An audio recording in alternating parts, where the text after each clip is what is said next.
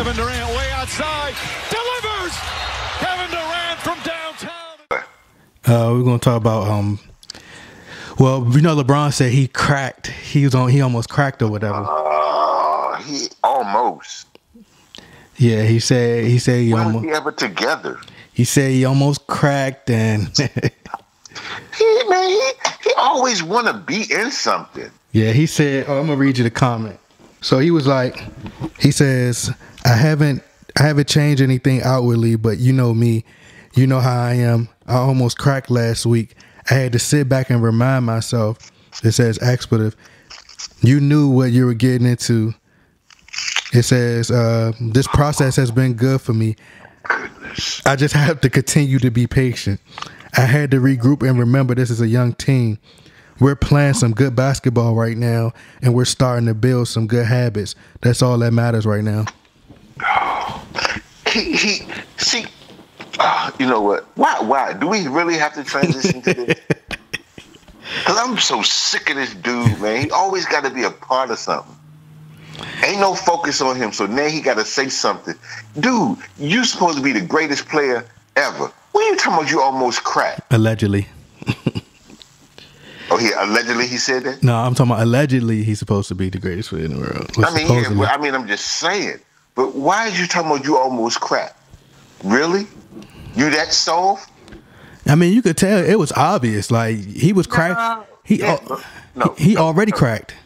Okay, he been cracked. Yeah, he been cracked. But why are you saying this? What happened to make you to get the focus off of you that you got? It's something, you know. You always got to bring it back to him. Well, I think it depends on the question. I don't know who. They never specify what the question. Well, see, you know what? They probably, because everybody was talking about Tyson Chandler. He was the flavor for that moment, and so LeBron felt like it was getting away from him. So now he got to say something that make people stop and think and listen. Because if he says that he almost cracked, then that means that there's something. But dude, we already know there's a chink in your armor. Now you say you almost mentally cracked? Seriously? Are you that soft? This dude, man, he's just a piece of work. And his little fans, they just kneel and bow to him. And, oh, LeBron almost cracked. Man, he's human. Man, he been human. It get on my last nerve. I had a debate, like I was telling you, I had a debate with the guy on Twitter. He talking about, well, LeBron James, because George Sedano, the guy George Sedano, ESPN Radio, going to post up there, the Lakers should have been playing Lonzo Ball in the fourth quarter. I'm like, bro, it wouldn't have made a difference because it just wouldn't have mattered because we don't have a closer. Nah. And he's not. Lonzo Ball is a solid defender, but he's not an elite defender. He's not going to really make a difference. If these guys, if Trae Young was out there, Trae Young, he was really, this is my thing. The Atlanta Hawks lost that game more than the Lakers won that game. And the reason I say that is because I was surprised that Alex Len wasn't on the floor because what's his name? No, the point guard. I just forgot his name. Trae Young? Trae Young. There you go. Trae Young was probing in the lane. And what he was doing, he was drawing Tyson Chandler to lead the rim. And they left Alex Len open. They ran the same play 2 times in a row. So I'm like, all right, maybe they're going to go back with this play because that's what just worked. I know Trae Young was hot. So I seen he was trying to get a 3, but they put Brandon Ingram on him. So Brandon Ingram length kind of gave him problems. So he was like, all right, I'm going to drive to the lane, and that's where Tyson Chandler blocked the shot. But I thought that they was going to go with Alex Len, and then on top of that, they missed the rebound. So all I said was, I'm like, if you a Laker fan, you shouldn't really be too happy about that win because that Atlanta Hawks team is not a good team at all. And I understand a win is a win, but how we win in these games, it goes to show you that we're not a good team. Even with the addition of Tyson Chandler, I think it's a good pickup. And you hear people like, oh, well, it helps us with the rim, but it's going to go back after a couple of games. It's going to go back to how it was. Way off again. Yes. But Ain't nobody noticed that he missed those 2 free throws. No, all they cared about was the putback dunk, and they said that it was people like oh, he's clutch because that's not a clutch play. Okay. A putback dunk is not a clutch play. That is just happened to be because the dude, whoever was on that side, one, did not box out. Right. He did not. It's fundamental basketball. One, he didn't box out. Two, he was too close up under the basket, so he wasn't going to get the rebound anyway. LeBron just happened to be at the right place at the right time. Ain't nobody said nothing about him missing 2 free throws. Not 1, but 2. Really? And that's clutch when you make the free throws. Clutch ain't getting lucky when the ball bounced off the rim and the dude that's on the side, on the weak side over there ain't playing fundamental basketball.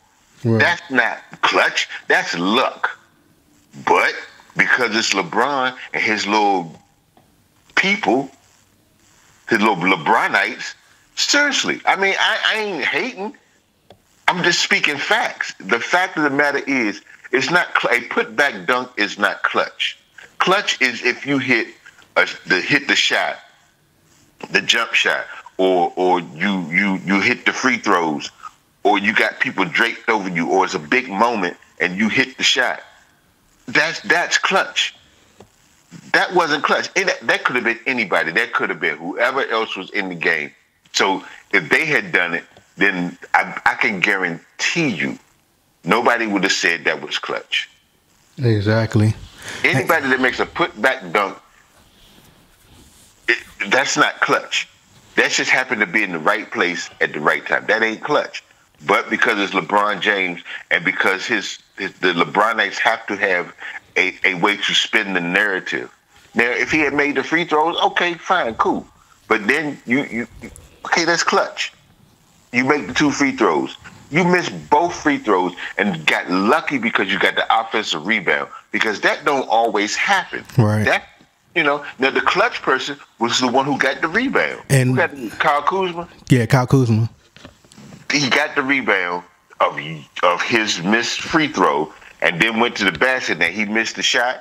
He just got a lucky bounce and he just happened to be there. But, whatever, man. Whatever. Yeah, I was he admitted, he said he's garbage from the free throw. That's what he said, when they asked him on ESPN. But But if you know that you garbage from the free throw, why don't you tell your people to shut up about you being clutch? Because you ain't clutch. If you garbage at the free throw line, that means you're not clutch. That means they'll foul you. They'll do hacker James. Yeah, they've been saying that. That's what they said they about to start. They think they're gonna start doing. And I was surprised that they haven't been doing that, because once I noticed that in I think it was the San Antonio Spurs game, because now LeBron, the lights are much brighter. It's totally different. LA. When you in LA, the lights are everything is magnified, because LA is one of LA and New York. Yep. And I don't care how sorry the teams are. It makes no difference.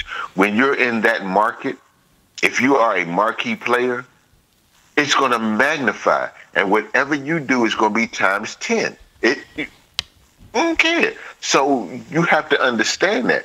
So, and he knows it. And that's why he can't make those free throws. Yeah. That's why he can't be. He doesn't like that moment.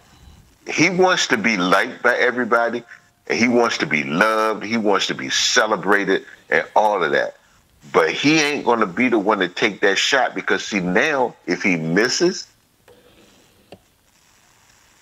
he becomes the dude that he gets criticized in the media, and he don't want that. Yeah, but see, his little followers, I can't believe how they just. But that's why I said that that post that he made to Kobe, it was just a cry for help, because he wants somebody when he was going through that moment. And I'm happy he said that, because I just got finished talking about that on my video that I did. What would it take for Kobe fans to embrace LeBron? He was more so a cry for help. He's like, Kobe, could you save me? Because I can't take this scrutiny that I keep getting. Like, it's going to keep being like this, and it's going to be times 10 because it's going to get to a point like Vince Carter literally was like, get out, everybody get out of my way. I'm guarding you. And down that stretch, he kept on trying to drive to the lane, and Vince Carter was cutting him off because, you know, LeBron likes to go left, and Kobe exposed this. So he likes to go left, and what happens is he was driving left, and Vince Carter cut him off to the basket every time, like 3 times down the stretch. And then he had passed the ball out because he didn't want to go to the free throw line. And then they was missing shots, so he would rather take those shots and get lucky shooting from a 3-pointer, because then you can, you know, be like, all right, well, I missed the 3, or, you know, I shot it wild. So now, what does that say about you when I think Vince Carter is probably the oldest dude in the NBA now. Yep. He's 60. You understand? And he's still dunking, and he played lights out defense. Yep. Now, what does that say about you when this dude can stop you from in the clutch moment? And earlier in the game, yeah, he probably would let him. He could probably get away with it, but he clamped down on him. He did what LeBron is supposed to do, you know, but he don't play defense. So yeah, and it's about. The game is really about mental. It's really about mental, and you got to be mentally prepared because Vince Carter is old. So that goes to show you a lot of these young guys. He's a prime example of that. How LeBron is just not mentally capable of being a Michael Jordan or Kobe. I always said LeBron reminds me of Shaquille O'Neal, and you could see a little bit of Wilt Chamberlain in there.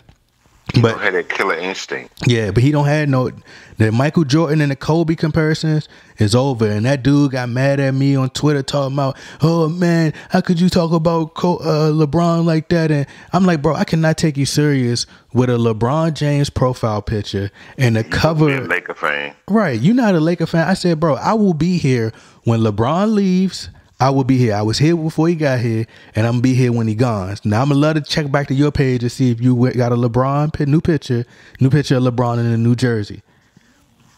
But it's just ridiculous. Like, you know, what can you say? You know, they bought in.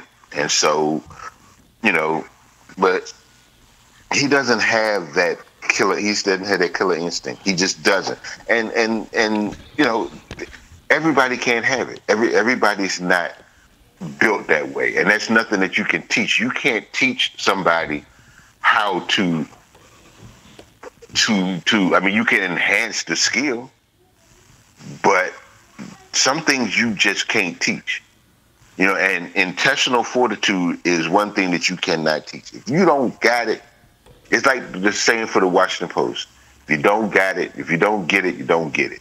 And he just don't get it. And he can't do that. That's not who he is. He wants to be liked. He wants to be celebrated and all that. But he don't want, he's so afraid of bad press that he can't take on the moment when you're supposed to take on the moment. Because see, at the end of the game, everybody knew when Kobe was playing and when Jordan was playing, everybody in the whole gym knew that they were going to get the ball for the last shot. They knew it. Everybody knew it. Everybody, even the opposing coach, he knew it. Probably drew up a play to try to stop it. And Phil Jackson knew that he was going to get them the ball. And he knew that they was going to draw up a play, and everybody knew. But do you think that stopped them from taking the shot? No. They didn't care. They didn't care whether they missed it or made it. And that came from take the shot. And that came from when they was younger. See, isolation has a lot to do with it too, because these guys weren't around. See, LeBron, he always had people around him. He always had friends around him. When you around stuff like that, it creates like peer pressure, and you trying to impress others. So what happens is with Jordan, like all I can go from off of the movies and stuff, but Jordan was by himself when he was like, I mean, of course he had his dad at times, but he always would play in a driveway by himself and envision him being a star, taking the last shot. I heard that with him. When I've heard, Jerry West interviews, he said the same thing. And Kobe is the same way. So these people were isolated. So they take those clutch shots. It's just in them because everybody else's opinions. Yeah, everybody else's opinions don't matter because when they was putting in the work, they, it's like they was built for it. So it's like LeBron, he was more so around everybody. So he can't take the criticism because he's trying to please everybody. And it's just not in him. It's just not. Nope. But see, you can't tell his fans that, and it's not that we're criticizing. We're just speaking. It's a fact, and you can look at if they just go back and look and just watch and look at it from an unbiased point of view. If you just look at it for what it is and forget that it's LeBron and that he's your favorite player, and take the blinders off and just look at it for what it is. Because I didn't care for Kobe. I didn't. But as I watched him play, I gained more respect for him, and it was like, dang, this dude, he gets it. And you watch him and you watch how he wanted to be better. And so as I started to read about him and look back where he came from and how he got to where he is, it was through hard work, and putting in the work and just wanting to be better and not caring that, okay, I'm going to shoot it every time. And if I make it, great. If I don't, I'm okay. The sun will come up and we'll do this again tomorrow. Right. And then like on top of that, and I want us, transition to like a couple more topics and then we can end it. But, there's fans out there. I ain't look up the percentages, but people been, I forgot what's his name. I think it's Mo. I think his name Mo Killer or something like that. Shout out to Mo Killer. But he wrote me on Instagram and told me that Kobe, his people that's attacking him, the LeBron fans attacking him at school or somewhere, and they mad because they like, well, he's mad because they telling him that LeBron is more clutch than Kobe in the fourth quarter in the playoffs. And what I told him, I'm like, well, you gotta realize Kobe took more shots than LeBron down the clutch. LeBron took fewer shots, so his percentage is going to look better because he took fewer shots. So, duh. He don't even really he don't take him like that because he's scared. Yeah, and Kobe has missed more than he's made, true, but that's the whole thing. Say he missed those two shots that time, and he shot air balls. Just think if he'd just packed it in and said, okay, well, I guess maybe this ain't for me. Nah, but he just kept doing it, and he knew that he would miss more than he made. But when he made them, in big moments, you just got to be willing to take the shot. Yeah, because I think they called Jerry West Mr. Clutch at one point. Yes. Yeah.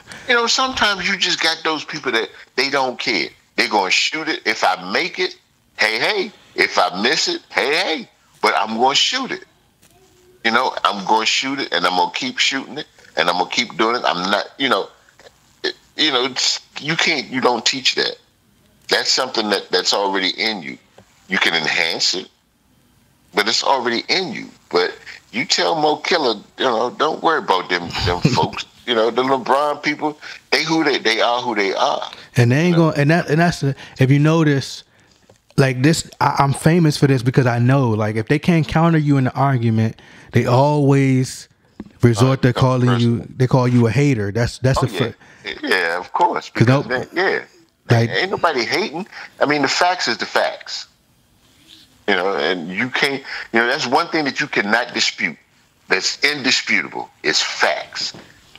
You can say what you want to say, but if you look outside and the sun is orange and you looking right at it, the sun is orange. I don't care. You can go back in the house and say whatever you want to say. The fact is, the facts is the facts. And so, you know, they're going to say what they want to say. They're going to spin it any kind of way they can spin it. And they're going to, you know, whatever it is it takes for them for them. But they live in this fantasy world. And that's fine. I mean, it's cool. But don't get mad when somebody comes to you with facts. Yeah. It just is.